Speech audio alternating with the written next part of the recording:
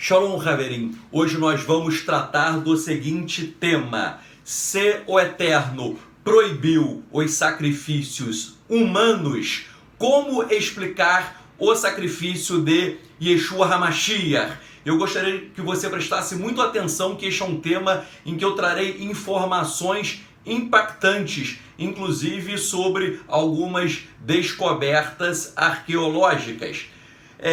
Preste atenção também, no último vídeo o meu gato, ele entrou, estava escondido aqui no escritório, então ele terminou roubando a cena. O pessoal prestou mais atenção no gato do que no estudo, mas hoje ele está dormindo, então hoje eu gostaria que você prestasse muito atenção neste tema. Bem, os antimissionários costumam fazer essa pergunta retórica. Eles dizem: o Eterno proibiu os sacrifícios humanos. Então, o sacrifício de Yeshua HaMashiach foi um sacrifício humano, um sacrifício abominável pelo Eterno, razão pela qual ele não faria nenhum sentido. Ora, nós veremos que esse argumento dos antimissionários, ou seja, dos inimigos de Yeshua, é um argumento muito frágil. Por quê? Como explicar o sacrifício do Mashiach? Yeshua HaMashiach, ele morreu para cumprir a profecia de Yeshayahu Nun Gimel, de Isaías 53. O servo sofredor de Isaías 53, ele leva sobre si as nossas iniquidades, as nossas dores, as nossas transgressões, as nossas enfermidades. Ele leva sobre si, e o castigo que nos traz Shalom estava sobre ele. Então o sacrifício do Mashiach, ele é um cumprimento de uma profecia das Escrituras, profecia de Yeshayahu Nun Gimel, Isaías 53. E por mais que o judaísmo diga hoje que Isaías 53 não é uma profecia sobre o Mashiach, e sim sobre o povo de Israel, ou sobre os tzadikim, sobre os justos, esse argumento está totalmente errado. Eu vou colocar na descrição deste vídeo no YouTube. Eu já fiz dois vídeos, aliás, provando que à luz da literatura rabínica mais antiga, Isaías 53 se refere sim ao Mashiach. Por exemplo, o Targum fala que é sobre o Mashiach, o Talmud, o Zohar e várias obras da literatura rabínica. Ou seja, a morte de Yeshua HaMashiach não é um sacrifício idólatra, é o cumprimento de uma profecia bíblica. Vejam, até os antimissionários que não creem em Yeshua, eles ficam enrolados ao debater esse tema. Por quê? Porque ainda que Yeshua não fosse o Mashiach, como eles pensam, fato é, alguém terá que cumprir a profecia de Isaías 53. E essa pessoa terá que morrer. E daí eu pergunto, isso é um sacrifício pagão idólatra? Não. Isso é o cumprimento da vontade do Eterno, que revelou por meio de Yeshayahu, Isaías, uma profecia sobre o servo sofredor, que eu repito, é uma profecia sobre Mashiach. Isso atesta o Targum, o Talmud, o Zohar e várias obras rabínicas. Então os antimissionários, quando eles tentam criticar Yeshua, e eles criticam reflexamente até Isaías 53, eles na verdade estão falando algo totalmente errado, e digo até mesmo herético, é uma heresia. Por quê? Quem pode contrariar a vontade do Eterno? Ora, o Eterno estabeleceu o texto de Isaías 53 porque assim ele o quis. Ele quis enviar o servo sofredor para morrer pelos nossos pecados. Quem escolheu isso foi o Eterno. Então, quando alguns antimissionários ficam criticando esse conceito do servo sofredor aplicado a Yeshua, na verdade eles estão criticando o próprio Eterno, eles estão blasfemando. Então, repito, o sacrifício de Yeshua se explica pelo próprio cumprimento de uma profecia. Isaías 53. Além disso, existe um outro argumento fundamental, qual seja, o judaísmo ele proíbe o sacrifício idólatra. É verdade, Mas o judaísmo, ele não proíbe o autossacrifício de alguém em prol do eterno. Repito, as escrituras proíbem o sacrifício humano idólatra, mas, eu vou ler aqui, o judaísmo não proíbe o autossacrifício ao eterno. Vou citar, para não ficar em minhas palavras, o rabino Yosef Soloveitchik, um rabino ortodoxo. Olha só o que ele fala. Ele diz assim: a Torá proibiu todo sacrifício humano. O exemplo que ele usa para descrever a abominação da adoração de ídolos é até mesmo os seus filhos e as suas filhas foram consumidas com fogo em nome dos seus deuses. Isso está em Devarim, Deuteronômio 12:31. E esse rabino ortodoxo, ele prossegue: no entanto, embora a Torá proibisse as ofertas humanas, isto não invalidou a ideia por trás de que o homem deveria sacrificar o seu próprio eu. E daí ele cita Narmânides, o rabino Moshe Ben Nachman, dizendo: é apropriado que o homem derrame o seu sangue e queime a sua carne. Isso daí é Ramban Narmânides sobre Vaikra Levítico 1:9. É apropriado que o homem derrame o seu sangue e queime a sua carne, em vez de trazer o touro ou 2 pombos ou pombas.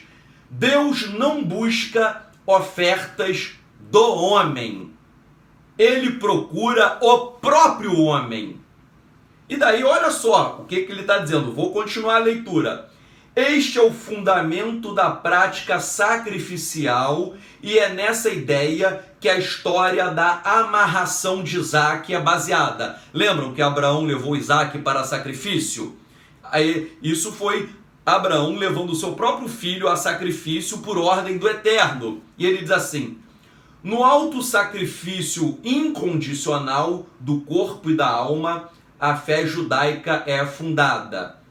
Aí ele conclui assim: o judaísmo não rejeita a ideia por trás do sacrifício humano. O judaísmo não rejeita a ideia por trás do sacrifício humano. Isso está num texto chamado The Akedah and Self-Sacrifice.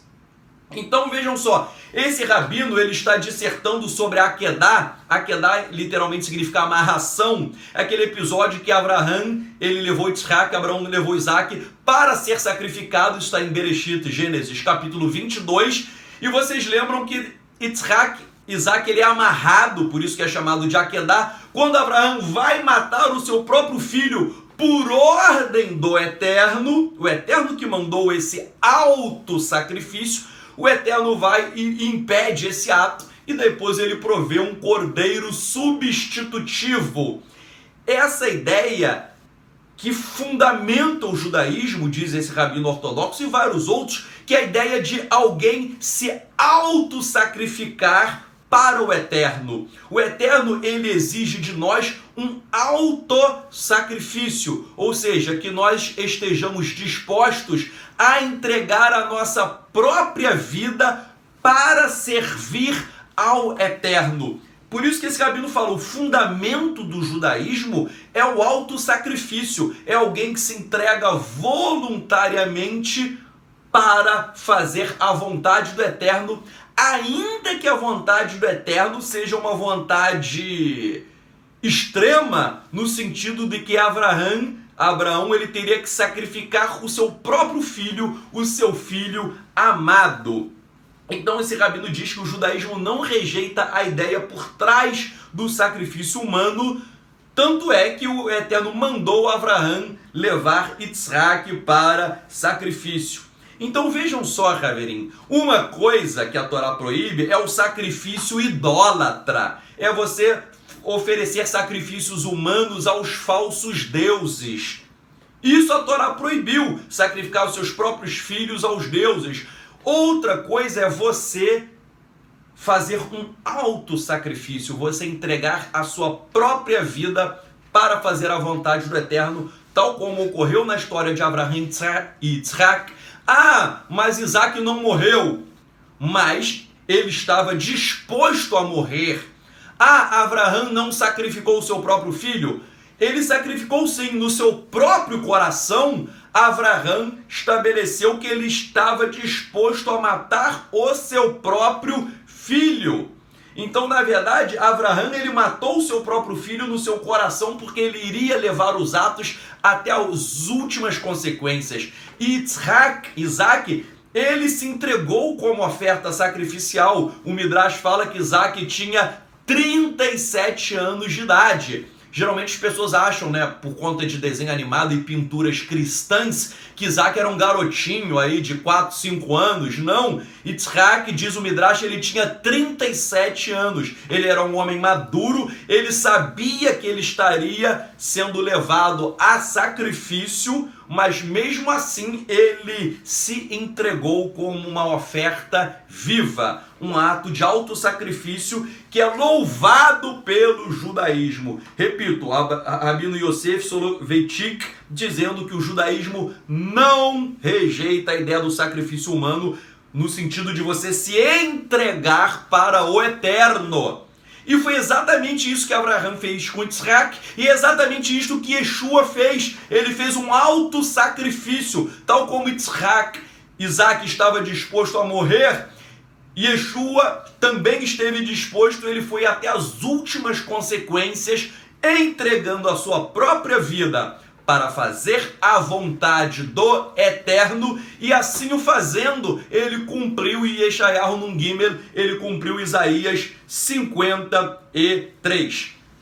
Sobre esse episódio de Abraão levando Isaac para sacrifício, na obra intitulada Akedat Yitzhak, está dito que essa história de Abraão levando Isaac, ela deve nos inspirar a alcançar um amor maior para com Deus e a seguir o exemplo de Abraão e Yitzhak. E a seguir o exemplo, essa obra diz que nós devemos seguir o exemplo de Abraão com Isaac, ou seja, nós temos que estar dispostos a entregar a nossa própria vida, a morrer pelo Eterno.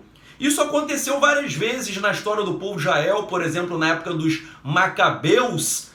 Você tinha que aceitar os deuses e rejeitar o Eterno. Muitos Hassidim, muitos piedosos, eles falaram, não, eu fico com o Eterno e eu não vou servir aos falsos deuses. O que aconteceu? Eles morreram. Então isso é um ato que aconteceu várias vezes na história de Israel. Ou você nega o Eterno, ou você morre, e as pessoas preferiam a sua própria morte. Ou seja, é esse autossacrifício. Por isso que a obra Akedat Yitzhak diz que o autossacrifício para o Eterno, isso é louvável. Arizal, o grande cabalista, ele diz que, só explicando um contexto para quem não é judeu, na liturgia judaica de todas as manhãs, você tem que ler o Akedah, ou seja, esse episódio que Abraão levou o seu filho para autossacrifício.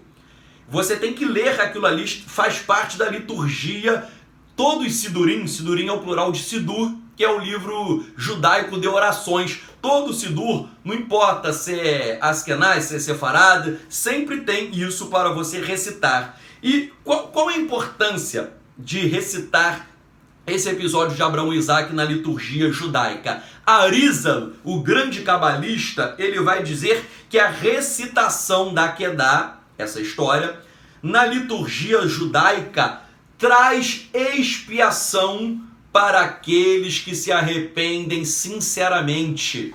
Então, está dizendo que se você se arrepende verdadeiramente, a liturgia judaica, ela transmite a ideia que o sacrifício de Isaac, mesmo ele não tendo morrido, mas ele estava disposto a sacrificar-se, o sacrifício de Isaac tem poder para trazer expiação para aqueles que verdadeiramente se arrependem, diz Arizal. Então, é só pensar, se o judaísmo diz que o sacrifício de Isaac, ele tem poder para trazer expiação, capará, Que dirá o sacrifício de Yeshua HaMashiach?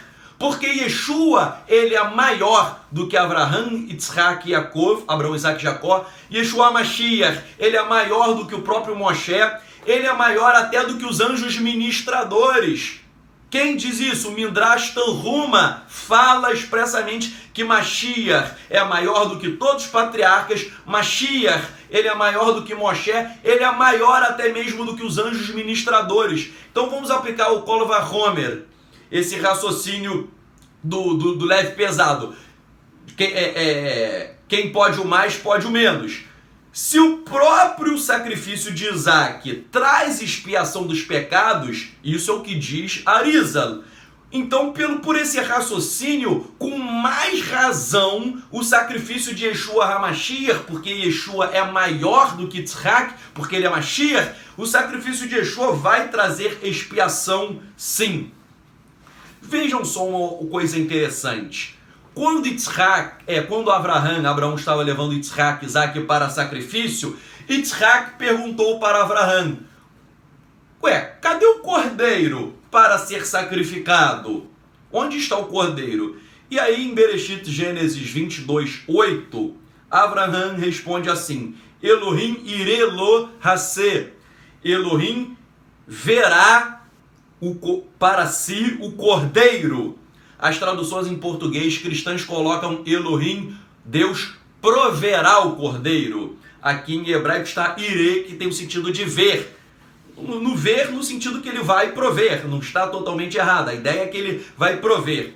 E aí vejam só, no Sidur Sefarad, da editora Art Scroll, que eu tenho, está justamente ali, está escrito na página 35, assim: o Midrash ensina que Isaac entendeu a partir desta resposta. Que resposta é essa? Que o Eterno vai providenciar o cordeiro. Repito, o Midrash ensina que Isaac entendeu a partir desta resposta que ele mesmo seria o cordeiro sacrificial. Pela resposta de Abraão, Elohim irelo haseh, Elohim vai ver, ele vai prover o cordeiro, como as pessoas entendem. Isaac, ele entendeu que Isaac, ele seria o próprio cordeiro a ser sacrificado. Ele seria o cordeiro de Elohim. Então vejam, isso é o quê? É uma ideia de autossacrifício que é louvada no judaísmo. Tanto é que eu repito, o sacrifício de Isaac, ele consta em toda a liturgia judaica. Qualquer sidur tem isso. Outra coisa interessante também que eu gostaria de falar para vocês é que no judaísmo antigo, no judaísmo do primeiro século, existia um conceito chamado de... Isso não era, o nome na época não era esse, mas hoje os acadêmicos, como por exemplo o professor Israel Knoll, professor da Universidade Hebraica de Jerusalém, o professor Israel Knoll, ele diz que no primeiro século havia um conceito chamado de messianismo catastrófico. O que é o messianismo catastrófico? É a ideia de que o Mashiach, ele vem, ele sofre, Isaías 53, ele morre para trazer a redenção, para trazer a expiação dos pecados. Repito, no primeiro século havia esse conceito de messianismo catastrófico, a ideia de que um Mashiach vem para cumprir Isaías 53, e esse Mashiach ele vai ser humilhado, rejeitado, desprezado, ele vai morrer. E a morte do Mashiach, ela está ligada ao cumprimento do propósito de redenção. Olha só o que ele diz. Assim, pela primeira vez na história do judaísmo, surgiu um conceito de messianismo catastrófico, no qual a humilhação, a rejeição e a morte do Messias eram consideradas como parte inseparável do processo de redenção. Isso está no livro O Messias Antes de Jesus, editora Imago, ano 2001, páginas 16 e 17, que está aqui na minha estante. Então, e ele fala, isso que eu acabei de ler é a página 17. Na página 16, ele fala que o Messias considerava-se o servo sofredor que trazia uma nova era, uma era de redenção e absolvição. Absolvição de quê? Absolvição dos pecados. Então, no primeiro século, a comunidade de Qumran, que é autora dos manuscritos do Mar Morto, tinha essa ideia de um Messias que é o servo sofredor. Ele está dizendo aqui, o servo sofredor que traz redenção e absolvição. Absolvição o quê? Dos pecados. Por quê? Pela sua morte, que ele diz aqui, surgiu o conceito do messianismo catastrófico, em que a humilhação, a rejeição e a morte do Messias eram consideradas como parte inseparável do processo de redenção. Ou seja, Raverim, no primeiro século vigorava no judaísmo a ideia de um Mashiach que vem, que morre. E nesse livro, eu não vou ler aqui, mas ele até fala que também existe até a própria ideia de ressurreição do Mashiach. Vejam, essa ideia, gente, olha só, você já ouviu, meu amigo que está me ouvindo aqui, você já ouviu falar no oráculo de Staspes? O que é isso? Eu vou falar rapidamente, depois de ler aqui e dar a fonte. Muitos acham que esse oráculo foi escrito pelos persas, porém o professor Israel Quinolo, da Universidade Hebraica de Jerusalém, ele fala que o oráculo de Staspes foi uma obra apocalíptica, escrita por um judeu. Então não é uma obra de goim, de gentios, não. Ele diz, professor da Universidade Hebraica de Jerusalém, professor conceituado. Israel Quinolo, ele diz que Oráculo de Staspes foi uma obra apocalíptica escrita por um judeu. Ele fala ainda que, segundo Clemente de Alexandria, Shaul HaShaliach, ou seja, o que os cristãos chamam de apóstolo Paulo, ele conhecia esse oráculo, ele lia esse oráculo, ele estudava e ele fazia em suas pregações citações desse oráculo. E esse oráculo, ele era conhecido pelo grupo de Qumran. E vejam só, gente, nesse oráculo, que é de muito tempo antes do nascimento de Yeshua, isso é uma informação impactante, com essas descobertas mais recentes. Vejam só, antes de Yeshua, esse oráculo foi escrito, e nesse oráculo existe a ideia de que o profeta de Elohim, que é o Mashiach, ele vai morrer e ressuscitar ao terceiro dia. Então vejam só, Mashiach, ele vem, ele morre, ele ressuscita ao terceiro dia. Isso era uma profecia que já existia muito tempo antes do nascimento de Yeshua, o Mashiach que morre e ressuscita ao terceiro dia. Isso já existia há muito tempo antes de Yeshua, esse conceito era conhecido, não por todos os judeus no primeiro século, mas muitos judeus já tinham a visão, essa ideia na mente. Olhem só o que o professor Israel Quinolo fala. Ele lutará contra o profeta de Deus. O profeta de Deus aí é o Mashiach. O vencerá e o matará e deixará insepulto. Mas dentro do terceiro dia ele voltará à vida. E diante dos olhos e do assombro de todos, ele será elevado aos céus. Isso está na obra O Messias Antes de Jesus, editora Imago, ano 2001, página 50. Então ele está dizendo que esse profeta de Elohim, de Deus, que é o Mashiach, ele morre e ele ressuscita ao terceiro dia e depois ele haverá sua ascensão aos céus. Isso é um conceito que existia muito tempo antes de Yeshua, e Yeshua realmente ele fez isso. Ele fez isso, minha gente. Então, e vejam, esse oráculo, ele não está na Bíblia, né? Não está na Bíblia.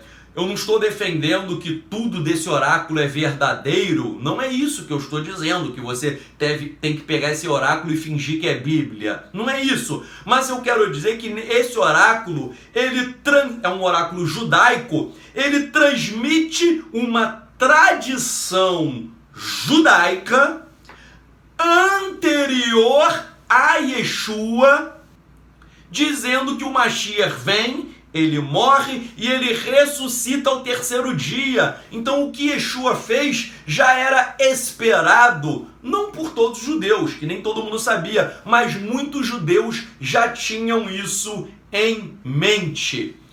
E por fim, eu gostaria de ler agora uma passagem do David H. Stern, que é um judeu erudito que crê em Yeshua. Ele diz o seguinte: ele diz que o sacrifício humano, ele foi proibido pelo Eterno porque ele era ineficaz, já que todos os homens são pecadores imperfeitos.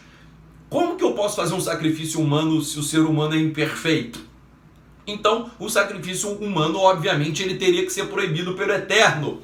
Porém, essa lógica dos sacrifícios imperfeitos, ela não se aplica a Yeshua, porque Yeshua foi o quê? Ele foi Tamim, ele foi perfeito.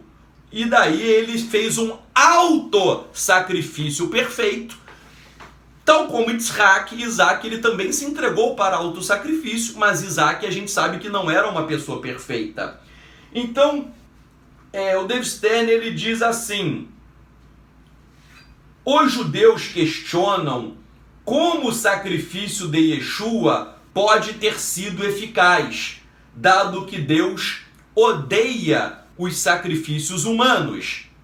Primeiro, o sacrifício de nenhum outro ser humano poderia ter sido eficaz, porque ninguém mais era sem pecado, sem defeito, como é exigido nos sacrifícios.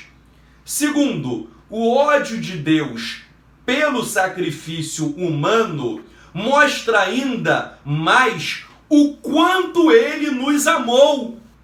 Ele sacrificou o seu filho apesar disso. Assim, o sacrifício de Deus foi real.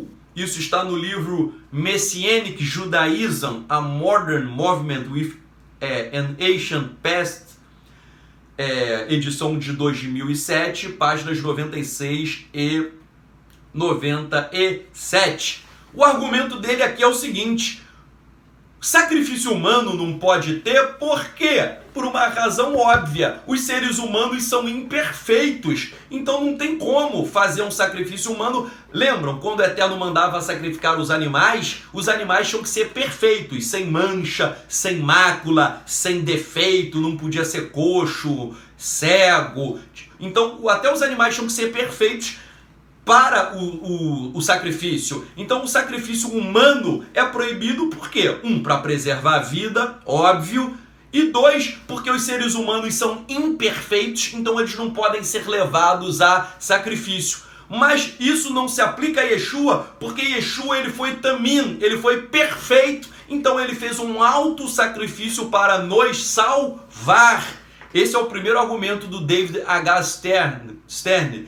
E o segundo argumento dele é o seguinte: já que Deus odeia os sacrifícios humanos, isso mostra o quanto ele nos amou, porque ele abriu uma exceção para entregar o seu próprio filho para nos salvar. Então isso é algo completamente compatível. E conforme eu disse, isso ocorreu para cumprir Yeshayahu Nun Gimel, para cumprir a profecia de Isaías 53.